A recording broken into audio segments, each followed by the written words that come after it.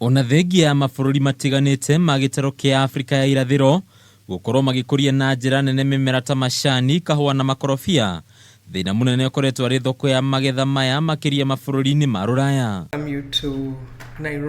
Ũndũ ũyũ nĩguo ũcũngĩrĩirie anyiti itemi matiganĩte gĩtarũ-inĩ gĩkĩ kũnyitanĩra makĩria harĩ kũmatha thoko ya arĩmi, ũndũ ũrĩa ũngĩmacũngĩrĩria kwĩmathĩra umithio makĩria. Because the recommendations that we have now have arisen out of national consultations, I am confident that the priorities and recommendations that have come up are in line with partner states' priorities.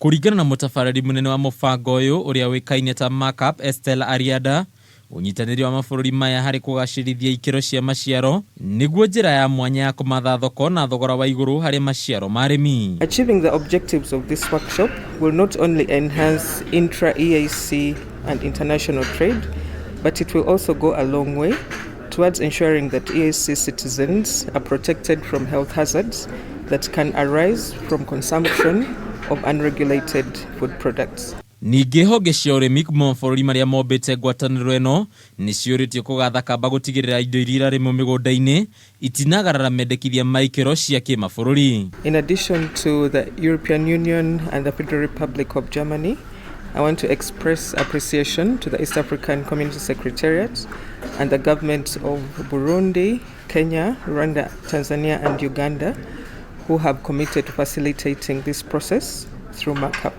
Kuona thoko ya maciaro nĩyo gĩtugĩ kĩnene gĩa kũmathĩra arĩmi umithio, ngwatanĩro ĩno nĩyendekithĩtie gũthundũra thoko njerũ makĩria gĩtarũ-inĩ kĩa Rũraya kana European Union.